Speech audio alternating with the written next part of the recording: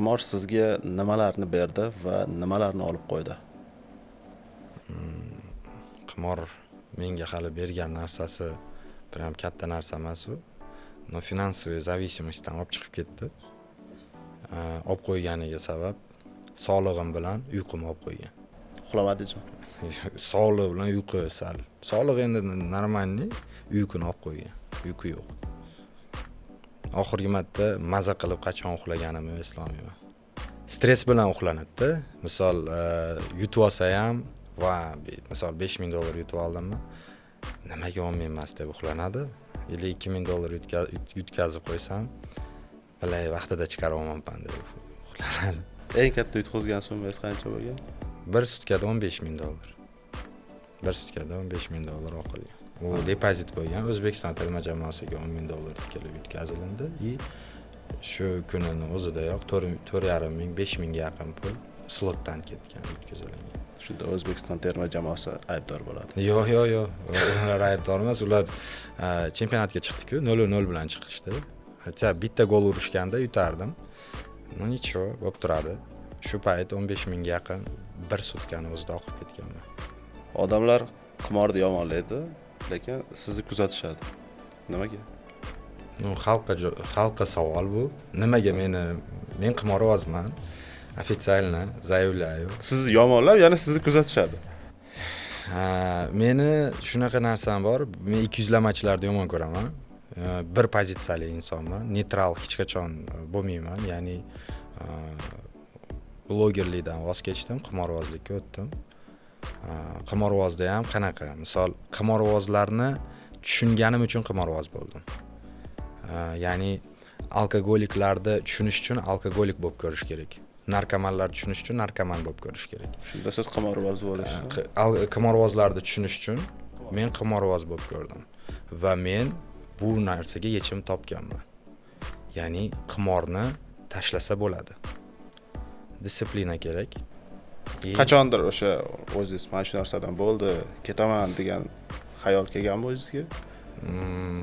Hozirgi kungacha davom ettirasiz. Hozir bu narsa qarang, qimor 10 yilda bir auditoriya almashtiradi, 5 yilda bir pokoleniya almashadi. 5 yil, har 5 yilda yangi avlod keladi qimorga. 10 yilda uje odamlarda sovush uyg'onadi. Chunki 10 yilda boyigan boyib ketadi, yo'qotgan umrini yo'qotadi. Xo'p, o'rtacha 5 yilda oladigan bo'lsak, 5 yildan keyin o'zingizni qanaqa hisoblaysiz? Qanaqa ko'rasiz? To'g'ri qimorboz emas. Men xohlardim. Biznesmen bo'lib ketasizmi? Yo'q, biznesmen emas. Kuchli arbitrajnik, boshqa geolokatsiyalarga chiqish, nafaqat O'zbekiston kontingentida, dunyo miqyosida ham bor. Argentina, Meksika, Yevropa, Hindiston, Xitoyga ham mana yaqinda affiliatlar uchun yo'llar ochilgan. O'sha yerlardan pullarni O'zbekistonga olib kirish. Rais bor dunyoni qo'lga oladi. Nasib. Keyingi savolimiz mana yoshlar haqida. Mana sizni yoshlar ko'proq kuzatar ekan. Shu kommentariyalaringizni ham o'qib chiqdik. Yoshlarga beradigan maslahatingiz? Qimor o'ynamasin birinchi o'chiritda. Chunki hozirgi kunda 15-14 yoshli bolalar ham 1 million, 2 million zanos qilganidan xursand bo'ladi. Men 14-15 yoshligimda qimor degan narsaga tushunchaman bo'lmagan. Даже 20 ga kirgunimcha 20 dan keyin ozgina kerak emas pullarim paydo bo'lganda, ya'ni kerak emas pullarim deganda 1000 yoki $2000 meni hayotimni hal qilmaydigan pullarim paydo bo'lganda qimorda o'ynashni boshlaganman. Lekin hozirgilar onasidan 100 ming oladi-da, depozit qiladi. Shuning uchun men har doim aytaman, qimor bu ish joyi emas, qimor bu o'yin kulgi joy. Ya'ni klubga kirib turib 1 million hashlab o'ynab chiqib ketgandek, xuddi shunday qimorga ham kirib 1 million depozit qilib yutkizib buni tan olib chiqib ketilinadi. Lekin birinchi igroklarga mana shu yerda ko'rayotgan har bitta inson qimorda to'g'risini ayting, siz yutgansiz, siz zanos ushlagansiz, lekin o'sha pulni to'g'ri hashla olmagansiz. Ayb sizda, to'g'ri hashla olmadingiz va u pulni chiqarib boshqa kazinoga depozit qilib yutkazib yuborgansiz. Yoki 9 million zanos qilib 10 million qilish maqsadida 9 millionni yutkazib yuborgansiz. O'zingizni aldashingiz mumkin, atrofingizdagi odamlarni aldashingiz mumkin. Точнее, atrofingizdagi odamlarni aldashingiz mumkin, meni aldashingiz mumkin. Lekin o'zingizni alda olmaysiz.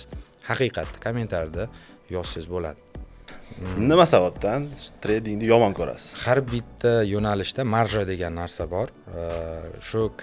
Bu bo'lsin kriptovalyuta, bu bo'lsin trading sohasi, bu bo'lsin kazino.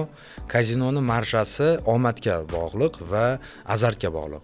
Lekin azart kriptovalyutada ham bor. Misol Bitcoin'ni 105 ta sotib oldingiz, ertasi kuni Eron-Isroil voqeasi bo'ldida, srazi likvidatsiya bo'ldi. Yo'q, to'xtang. Siz savolimizga boshqacha javob beryapsiz. Men aylantirib olib kelyapman. Yo'q, qisqa qilib javob. Qisqa va lo'nda nima sababdan yomon ko'rasiz? Tradingda katta pul oqqizyapman shu uchun. Men tradingda omadim kelmagan. Men neudachnik bo'lganman tradingda. Nimaga? Kazinoda yutkizib, odamlar kazinoda pullarini yutkizib tradingga o'tib olib, kazinoda yomonlasa это нормально. Men tradingda dafiga pulimni oqqizib, kazinoda pul topishni boshladim. Это очевидно, endi men tradingni yomonlayman. Bu как бы защитная реакция. Shunaqa.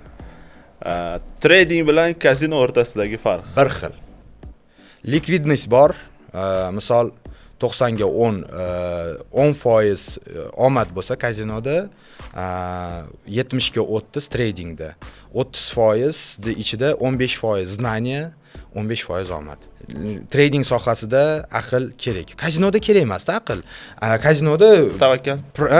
Любой provayderga kirib turib knopkani bosishni jiji bola ham biladi-da. Yosh bola. Da, yosh bola ham biladi. Trading sohasida bozorda o'rganish kerak, xabarda o'qish kerak, tilda bilish kerak, siyosiy mavzularni tushunish kerak. Shu 15%. Lekin baribir ham u ham omadga borib taqaladi. Endigi savolimiz, mana yaqinda Dubaydan keldingiz. Dubaydagi sarguzashtlar haqida gaplashamiz endi. Doniyor Qayumov bilan kim u? Doniyor kim? Qayumov qaysi bola? Insta bloger. Doniyor Qayumov bilan bo'pti. Doniyor Qayumov bilan poyga o'ynadi. Xo'p. Qanaqa qilib kelishdilar? Nimaga kelishib oldilar? Kim yutqizib beraman dedi, kim yutaman dedi. Bu o'zi realniy rostdan o'ynadilaringmi yoki kelishib oldilaringmi? Yutkizish kelishilmagan. Siz $10,000 taklif qildingiz. Men tekstimda aytgan edim. Summani men o'sha payt aytaman. U yutishini bilgan, u veren bo'lgan. Chunki biladi, sportkarga men o'tirmaganimni. Hali u professional. Siz birinchi marta o'tirdingiz. Da, men birinchisi. Ungacha o'zim mashinalarim bo'lgan, lekin sportkar bo'lmagan. Emotsiya zo'r. O'sha Lamborghini'da o'tirganingizda o'zingizni qanaqa his qildingiz? O'sha mana 200 dan Detskiy mechda mana Dubayga birinchi borishim emas. Bu safar borishim, 3-chi borishim. 2-chi borishimda Business Bayda yashab ko'rganman. $6,000 5 kunda hashladim. 3-chi borishimda $20,000 hashlab keldim. Nimadan tashqari? Dubaydagi luxury hayot, misol uchun mana luxury hayot. Hammasi infotsiganlar o'sha yerda. Butun dunyoda masheniklari bor-ku, prям bitta qozonda qaynayapti-da. Dubayda men shuna deb qabul qilaman. Yo'q, lekin halol ishlayotganlar ham bor. Kimdir fotograf bo'lib, kimdir videograf bo'lib, kimdirni otib, kimdirni shapkasini kiygizib. Yo, mana misol uchun siz ham yashab ko'rdingiz luxury hayotda. Mana misol uchun xohlamasdim dal shu yerda yashashni. Eng tinch davlat bu O'zbekiston. Dubay xo't luxury, yo'llari zo'r, avtopromlar, mashinalar bor, lekin qanaqadir obmanchiv, hali aldov hayotga o'xshaydi. Motivatsiya bermaydi sizga u. Mana Doniyor Qayumov bilan $10,000 kelishdi, boya savolim qolib ketdi. $10,000ni u $20,000 dedi. Shunaqa dedi. Rostdan pulni tashlab berdingizmi? Da, vaqtida 10,000 o'zi nalichi olib ketgan. Yo'q, $10,000ni berdingiz, uni videoda ko'rdik. Kriptariya ham tashlab berdi. $20,000 oldi. Nima qildi bilmayman. Doniyor $20,000 nima qildingiz? Xalqqa beraman deyapti-siz o'zizcha, harom puli kerak emas deb. 1 so'mini ham bergani yo'q hali xalqqa. Gapimga javob. Qachon berasiz? Pulni qachon berasiz? Hozir yana poyga o'tkazilsa, bu safar kim g'alaba qozonadi? Ближайший 1-2 oy bo'lmaydi bu gonka. Agar mashinam yo'q birinchidan, ikkinchidan mashina olgan taqdirimda ham men o'zim ustimda ishlashim kerak, u mashinani ustida ancha. Lekin bu safar yutishga harakat qilaman.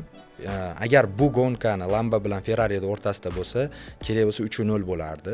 Chunki Doniyor birinchisida to'g'ri aytgan, fora berdi menga. Uyni ama 220 ketdi. Voy bolam. Rais! Fora! Kotadi fora, pizdes haydadi.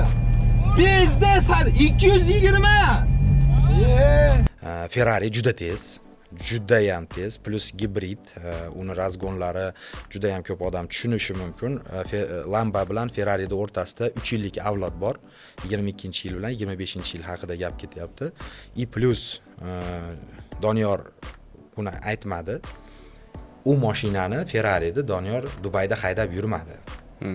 Gonka uchun evakuatorda keldi u mashina, chunki avtosalonda sotuvda turgan mashina u. Gonka uchun evakuatorda keldi. Aynan siz bilan gonka uchun olingan. O'ynaldi.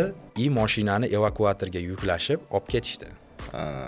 Ya'ni probegi ko'payib ketmasin deb turib, uni yana qayta olib ketishdi. Mashina sotuvdagi mashina, u renkardagi mashina emas. Siz renkardan olgan. Men renkar, bilmayman, o'shli bolalar berar ekan u mashinani. Mendan keyin bitta bloger borib, uni oldi arendaga. Ochkiyim qolib ketgan ekan bagajnikda. Billat, kimdir olib qo'ydi-da bagajnikda. $400 ochki yo'q hozir. Nicho, bu Dubai Mallga borib yangi oldik. Lamba arendaga chiqqan. Uni probegi 80 ming yurgan, to'yga chiqqan Lamborghini'da qo'lga. Demak, Dubayda aylanib chiqqan ekan. Menga u Lambani yoqqani Win-Win kontorasini nimasi, rangi bo'ldi-da, zangori. Yashil rang. Rozi bo'ldim. O'shani Lambani haydab yurganimga ham kontora $1000 berdi. Xo'p, Raisboyda hayotdagi shiori nima? Qanday holatda bo'lsa ham soqqa qilish.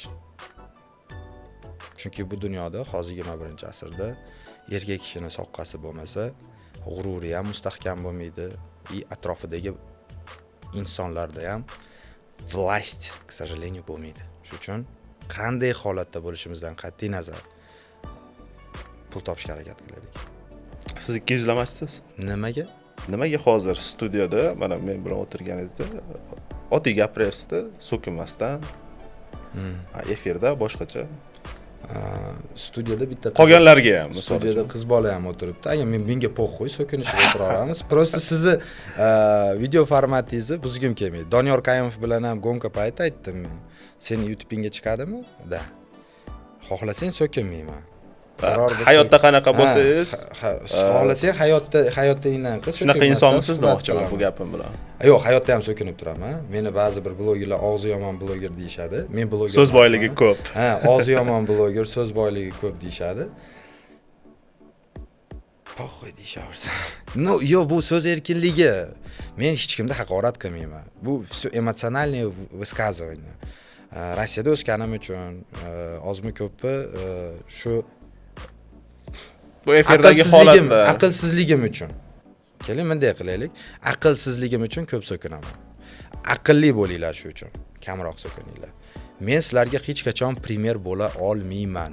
Mendan sizlar primer bo'lib Raisboyga o'xshashim kerak demanglar. Raisboydan namuna olmayman. Namuna oladigan shaxs emasman.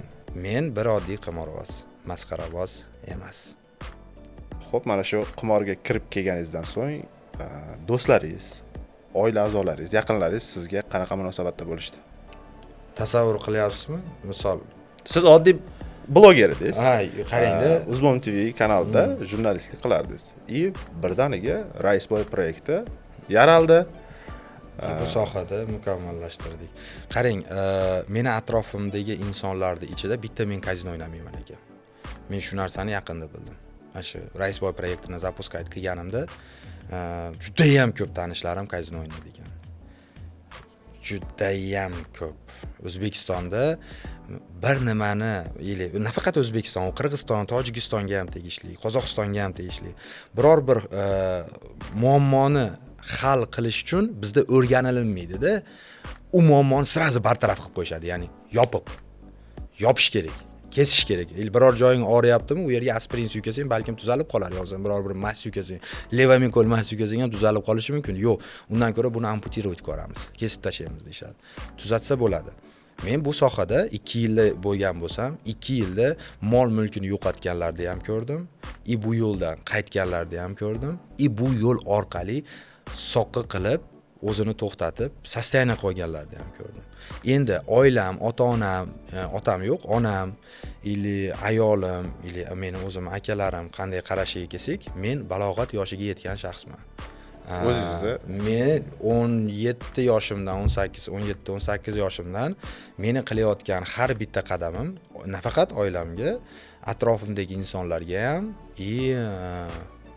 qarindosh urug', tanishlarimga ham yaxshilik olib kelgan. Men hech qachon bir qing'ir ish qilib ularga hayfsan olib kelmaganman. Shuning uchun meni har bitta qadamimni ular to'g'ri deb biladi va bundan buyog'iga men birinchi o'zingizni qadamingizni to'g'ri deb bilishingiz kerak-da. Bu begonalar yoki atrofingizdagi odamlar sizni qadamingizni to'g'ri, noto'g'ri deb baholashi bu noo'rin. Siz o'zingizni yo'nalishingizni to'g'ri deb bilasizmi? Birovni haqqini yemayapsizmi? Birovni qaqshatmayapsizmi? Yetim yesirlarga yordam beryapsizmi? Beva bechoralarni e'tiborsiz qoldirib qo'ymayapsizmi? Xudo sizga beraveradi. Qimordan bo'ladimi, qimordan bo'lmaydimi, u farqi yo'q. Не важно, как мы зарабатываем. Negativlarga fikringiz? Не важно, как мы зарабатываем. Важно, куда мы эти деньги тратим. Negativlarga kelsak, omadini berishsin, qimor o'ynashmaysin. Ularda gap sizga qiziqmasa? Qimor o'ynamanglar. Yana bir marta aytyapman. Qimor o'ynamanglar. Men o'ynayman, meni tomosha qilinglar yetadi. Agar meni yutganlarimni ko'rib turib, sizlar qimor o'ynashni xohlab qolsanglar, unda promokod rais bor. Hayotda ko'plarni ko'rdim. Pulsiz ko'tarildim noldan. Ketma-ket kelaveradi omadim. Chunki adashmadim yo'ldan.